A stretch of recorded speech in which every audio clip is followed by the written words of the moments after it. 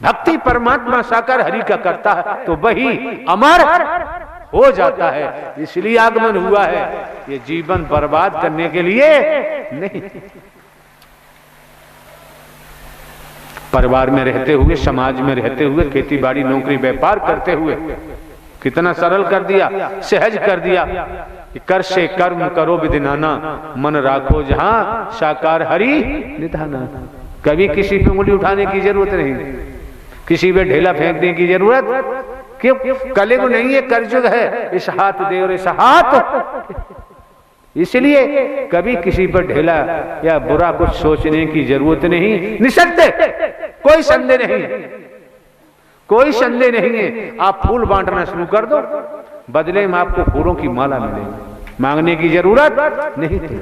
आप कांटे बोना शुरू कर दो, बदले में कांटे मिलेंगे, बचेंगे नहीं। क्यों? जुबान की शक्ति साकार हरि प्रभु ने दी है। ऐसी वाणी बोलिए, मन का आपा खोए और उनको शीतल करे, आपो शीतल जो करेगा सो भरेगा। विधाता का विधान है, साकार हरि का विधान है। क्योंकि कर्म करने के लिए संसार स्वतंत्र है और भोगने के लिए परतंत्र है। तो जब आप महापुरुषों का, आपकी बहन बेटियों का, आपके बंधुजनों का आगमन इस मानव मंगल मिलन सद्भावना समागम में हुआ है, तो मनमति को हटा दो। जब से ब्रह्मांड की रचना हुई है तो वचन का तो खेल है ही कि वरदान दे दो, वचन ही तो है वरदान। जो जो तपस्याएं की न की है, सारा खेल वचन का है।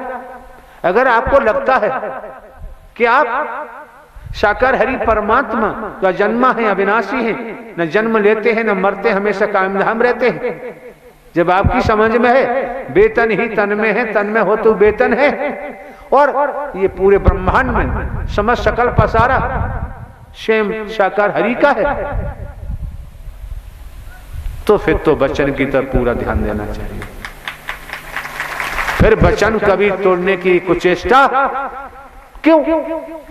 तुम्हारे पेट में से क्या आवाज आती है, तुम्हारा विचार क्या बनता है? जहां साकार हरि का वचन मानना शुरू कर दोगे और वचन के तहत चलना शुरू कर दोगे, तो तुम्हारे अंदर के रोम रोम के जो विचार आते हैं, अंतर में आते हैं ना, ये सब नष्ट हो जाएंगे और ब्रह्म की मदद मिलना शुरू हो जाएगी। इस सबसे बड़ी बीमारी लगी हुई है, इस बीमारी को कोई हटाना नहीं चाहता और यही कारण है भटक जाता है। लेकिन वर्तमान में तो साकार हरि ब्रह्मांड के महानायक सबको संभाले हुए हैं। किस तरह से हरियाली रह रही है, खुशहाली रहे हैं, किस तरह से मोहब्बत, प्यार, स्नेह, प्रेम का असीमित दरिया बह रहे हैं, भेदभाव हट रहा है। यहां तक कि परिवार में विद्रोह होने लगता है, क्योंकि परिवार का मुखिया ने अपना संपूर्ण जीवन परिवार के लिए अर्पित किया हुआ है, परिवार का भला चाहता है। परिवार का मुखिया अपने परिवार का बुरा तो चाहता नहीं, इसलिए परिवार के मुखिया की बात मानना नितांत आवश्यक। जब यह समझ में आया कि जब आप आत्माओं का, आपकी बहन बेटियों का, आपके बच्चों का आगमन इस मानव मंगल मिलन सद्भावना समागम में हुआ, तो आपको भी समझ लेना चाहिए कि जब साकार हरि को आत्म समर्पण किया है, संसार में तनधारी क्या करते हैं क्या नहीं करते हैं, साकार हरि को आत्म समर्पण कर वचन मान के सत्कर्म करेंगे तो सोच लीजिए साकार हरि आपके साथ अच्छा ही करेंगे, कभी गलत नहीं कर सकते। क्योंकि हम तुच्छ हैं, हमारी बुद्धि तुच्छ है, साकार हरि परमात्मा विशाल है, उनकी बुद्धि विशाल है। जब उनको समर्पण कर दिया फिर भय खाने की जरूरत, फिर डर लगता ही नहीं। इस संसार में डराने वालों की कमी नहीं और डरने वालों की भी कमी नहीं। कोई संत भक्त दुनिया में होता है, वो कभी किसी का बुरा नहीं सोचता, जब बुरा नहीं सोचता तो बुरा करता भी नहीं, उससे फिर संसार में किसी से भय होता नहीं। लेकिन इतना भी ध्यान रखें, निस्वार्थ में डूबे हुए लोग। वास्तव में हम तो औरों को दुश्मन मार रहे हैं। सारे दुश्मन मोह माया के, मिथ्या नश्वर के, भेदभाव के, मैं मेरी के, अहम के, सारे दुश्मन इस शरीर में है, रोम रोम में है, लहू में है, मन मस्तिष्क में है। तो अपने दुश्मनों को जो शरीर में बैठे हुए हैं, इनको कैसे निकाला जाए? इनको देवी स्वरूप, देवता स्वरूप का सानिध्य पाएं, इनका संग करें और साकार हरि का वचन मानकर सदकर्म करें, तो ये निकलते जाते हैं, कमजोर होते जाते हैं और निकलते जाएंगे। अगर इसके विपरीत हैं तो बाबूजी इनका निकलना अंतिम समय तक संभव नहीं होता। इसलिए धर्म ग्रंथों में, वेदों में, पुराणों में, शास्त्रों में सब कुछ आया है। ये सत्य का संग आपको मिला हुआ है, ये मानव मंगल मिलन सद्भावना समागम आपको मिला हुआ है और इसका भरपूर तरीका से लाभ उठाओ। लेकिन लाभ उठाने से पहले ये ध्यान रखें कि बुनियाद मजबूत होनी चाहिए, नींव मजबूत होनी चाहिए। मकान अगर बुनियाद बालू के ढेर पर रख दी जाए तो न दीवार बन पाएगी न मकान बन पाएगा। इसलिए बुनियाद, समझदार लोग मकान बनवाते हैं तो बुनियाद बड़ी मजबूती से रखते हैं, तब कहीं दीवार ले जाते हैं, तब जाके कहीं छत पड़ती है। इसी प्रकार से जब आप महापुरुषों का इस मानव मंगल मिलन सद्भावना समागम में आगमन हुआ, आपकी बहन बेटियों का हुआ है, क्योंकि सभी जानते हैं कि अगली सांस का किसी को भरोसा नहीं। राजा रहे न रंग, बली रहे न औलिया, संतरी रहे न मंत्री, अधिकारी रहे न कर्मचारी, जो आया है सो जाएगा, राजा रंग फकीर।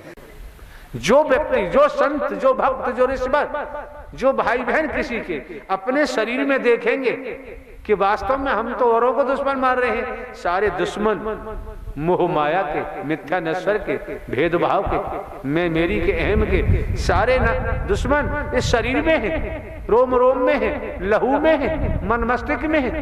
तो अपने दुश्मनों को जो शरीर में बैठे हुए हैं, इनको कैसे निकाला जाए? इनको देवी स्वरूप, देवता स्वरूप का सानिध्य पाएं, इनका संग करें और साकार हरि का वचन मानकर सदकर्म करें, तो ये निकलते जाते हैं, कमजोर होते जाते हैं और निकलते जाएंगे।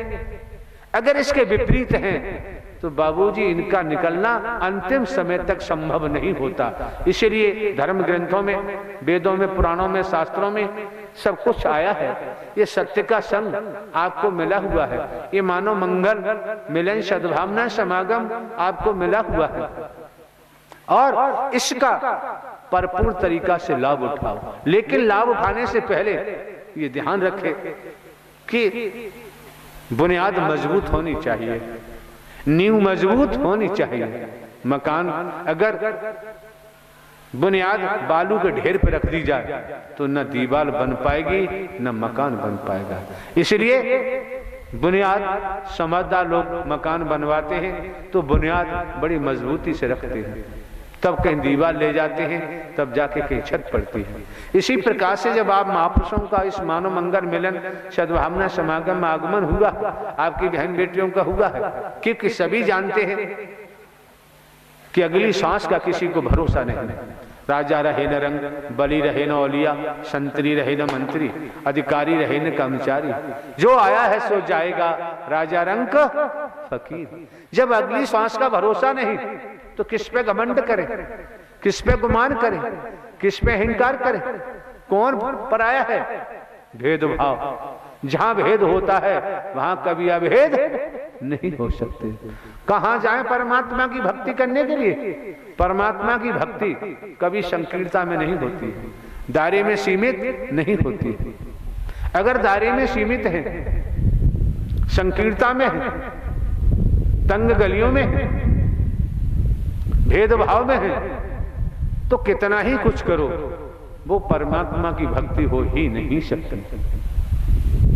और जहां निस्वार्थ है, अगर हमारा कोई निस्वार्थ है, दान पात्र में लगवाऊं या किसी रूप में नोट, वोट, रुपया, पैसा, वस्तु पदार्थ, सोना चांदी, कोठी बंगला, फूल मार, धूपबत्ती में ग्रहण करूं, ये मेरा धर्म नहीं बनता।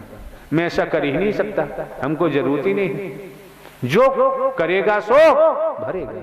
चिंतन करो जब आपको मौका मिलता है व्यवहार का रूप दो, कर्म में ढालो, निसंदेह आपका जीवन धन्य हो जाएगा, आपका जीवन खुशहाल हो जाएगा, आपके जीवन में हरियाली होगी, फूल होगा, फल भी होगा।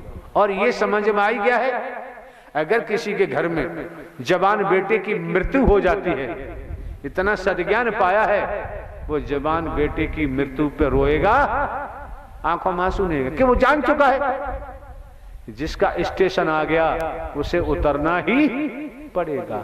राजा हो चाहे रंग, बली हो चौलिया, संतरी हो चाहे मंत्री, अधिकारी हो चाहे कर्मचारी, कोई भी हो जान में, जिसका समय आ गया उसके शरीर की मौत अटल सत्य है, किसी रूप में होगी जरूर। तो किसको पता है जहान में, संसार में किसी को पता नहीं अगली सांस आए या नहीं। पड़ा रहेगा माल खजाना, छोड़ त्रिया सुत जाना है, कर ले बंदे प्रेम मानवता से, नहीं तो फिर पछताना है। पड़ा रहेगा माल खजाना, छोड़ त्रिया सुत जाना है, और कर ले बंदे प्रीत साकार हरि से, नहीं तो फिर पछताना है।